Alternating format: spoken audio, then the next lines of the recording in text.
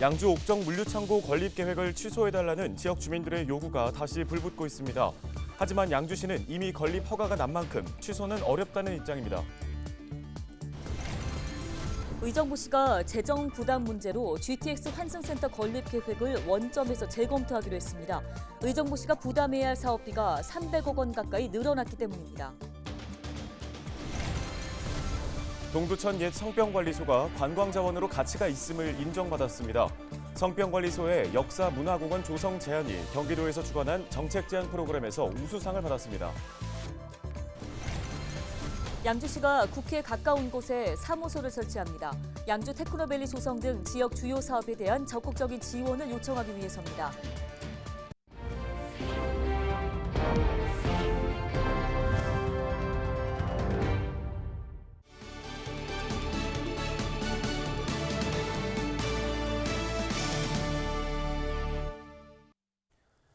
여러분 안녕하십니까? 헬로티비 뉴스입니다. 첫 소식입니다. 양주 옥정 신도시에 건립 예정인 물류창고를 두고 이를 취소해야 한다는 반대 집회가 이어지고 있습니다. 양주 시민들은 지난 11일 옥정중앙공원 김삿갓 광장에서 200여 명이 모인 가운데 세 번째 항의 집회를 열었습니다. 주민들은 행정기관이 물류창고 건립을 이미 허가된 사안이라고 하지만 규정에 위배된 불법 허가였다며 강수현 시장은 공약대로 이를 직권 취소해야 한다고 주장하고 있습니다.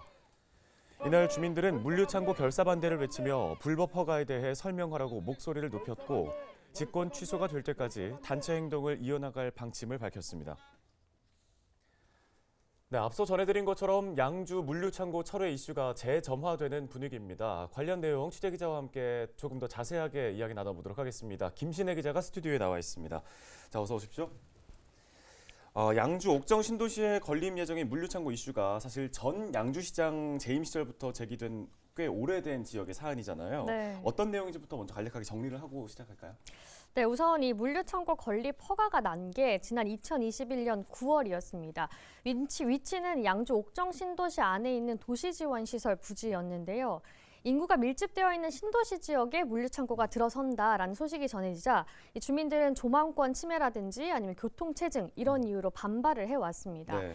반발이 지속되자 강수현 양주시장은 지난 지방선거에서 본인이 당선이 된다면 이 물류창고 허가를 직권으로 취소하겠다라는 공약을 밝혔었는데요. 네. 하지만 당선 이후에 추진단을 만들어서 대책을 마련해보려고도 했지만 이미 사업이 허가가 났기 때문에 취소를 하는 것은 말처럼 쉽지가 않았습니다.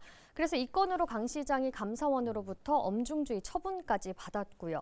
그래서 이대로 좀 사업이 진행되는가 싶었는데 최근에 이제 공사가 좀 재개되는 분위기가 나오니까 주민들이 즉각 반발하면서 다시 항의하는 집회가 이어지고 있는 거고요. 이 이슈가 수면 위로 다시 올라오게 됐습니다. 예, 주거 지역에 이제 물류창고가 들어서게 되면 네. 주민들 입장에선 대형 화물차도 다니게 되고 그렇죠. 안전 문제를 비롯해서 이제 주거 환경을 해친다는 그 우려는 이해가 됩니다. 네. 다만 앞서 얘기한 것처럼 이미 허가가 난 물류창고 건립 계획 아니겠습니까?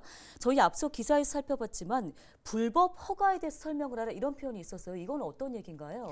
네, 맞습니다. 주민들은 이 허가가 적법하지 않았다라고 주장을 하고 있는 상황인데요.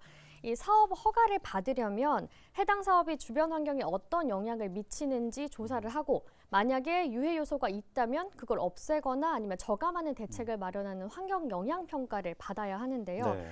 주민들은 이 부지를 창고 용도로 쓸 계획에 대해서는 환경 영향 평가를 받은 적이 없다. 그렇기 때문에 전면 백지화돼야 된다라고 주장하고 있습니다. 네, 그럼 주민들 말에 따르면 이 부지에 대해서 지금 다른 용도로 환경 영향 평가를 받았다 이런 뜻이 되는 건가요? 네, 그렇습니다.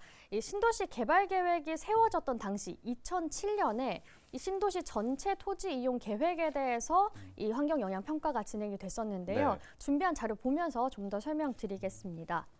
네, 지금 보시는 것처럼 당초에는 이 부지가 주택 용지였습니다. 그러니까 주택을 지을 때 어떤 영향이 있는지에 대한 환경 영향 평가가 진행이 됐던 건데요. 그해 12월에 이 부지가 보시는 것처럼 도시지원시설 용지로 바뀌게 됐고요. 도시지원시설 용지는 지금 위에 조그맣게 나오는데 허용되는 용도가 정해져 있습니다. 저기 네. 어떤 시설이 들어갈 수 있는지. 네. 근데 창고시설 같은 경우에는 2014년에 저기에 들어갈 수 있다라는 걸로 추가가 된 거죠. 네. 그래서 주민들은 이렇게 용도가 바뀐 만큼 다시 평가를 받아야 되는 게 맞는데 그 과정 없이 허가가 났다라고 보고 있는 겁니다. 그렇다면 행정 절차상에 지금 문제가 있는 게 맞다고 볼 수 있는 것 같은데 행정기관 입장은 어떻습니까? 네, 행정기관의 이야기를 들어봤는데요. 행정기관은 절차상에는 문제가 없었다라는 입장입니다. 주택 용지 시설에서 도시 지원 시설 용지로 바뀌었을 때 그리고 사업 계획은 신도시 개발 계획은 변경이 될 수 있으니까 변경될 때마다 환경 영향 평가 변경 협의를 거쳤다라는 입장이고요. 그리고 협의 과정에서 시행사인 LH가 그 계획이 변경되는 것에 따른 환경 보전 방안을 수립을 해서 제출했다라고도 밝혔습니다. 네, 뭐 절차상의 문제는 없는 거기 때문에 허가 취소는 쉽지가 않을 것 같다 이런 내용인 건데 주민들 입장에서는 어쨌거나 피해에 대해서 우려를 할 수밖에 없잖아요. 네. 피해를 좀 줄이기 위한 대책들은 마련이 되고 있습니까? 그래서 LH에 한번 또 질의를 해봤는데요. 그럼 당시에 그 수립했던 환경 보전 방안에는 어떤 내용들이 있는지 좀 공유를 해달라라고 요청을 했더니 네.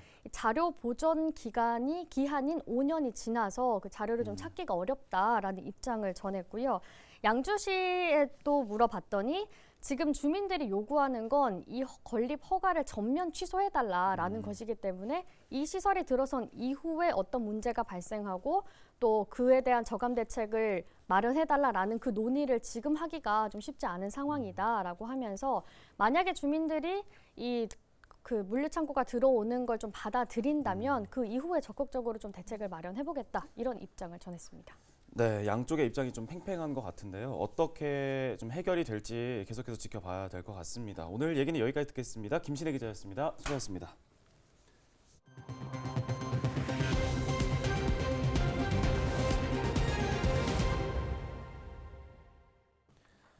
다음 소식입니다. 의정부시가 재정 부담 문제로 수도권 광역 급행철도 GTX 역사 환승센터 건립 계획을 원점에서 재검토하기로 했습니다.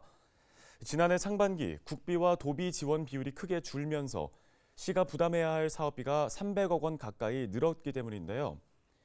의정부 환승센터는 지하철 1호선 의정부역 동쪽에 있는 시유지에 지하 1층, 지상 2층, 전체 면적 15,000제곱미터 규모로 계획됐으며 사업비는 480억 원으로 추산됐습니다.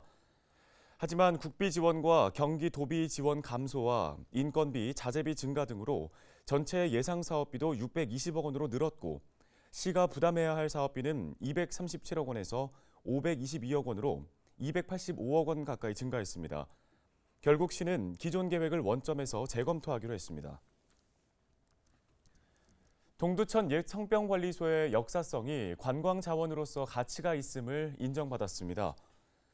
경기 북부 평화시민행동은 최근 경기도와 경기관광공사에서 주관한 DMZ 오픈 해커톤에 소유산 옛 성병관리소를 동두천 역사문화공원으로라는 주제로 참여했는데요. 여기서 우수상을 차지했습니다.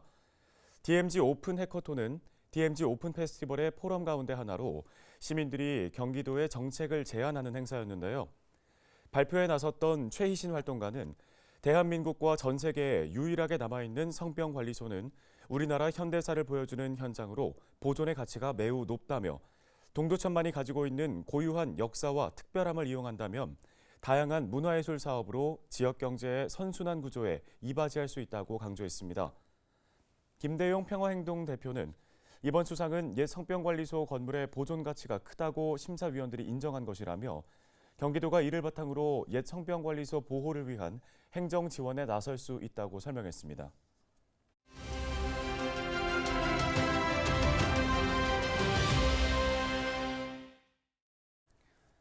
양주시가 국회에 가까운 곳에 사무소를 설치합니다. 지역의 주요 사업들의 적극적인 추진을 위해서라고 하는데요. 네, 양주시 최계정 자치행정과장을 전화 연결해 보겠습니다. 안녕하십니까?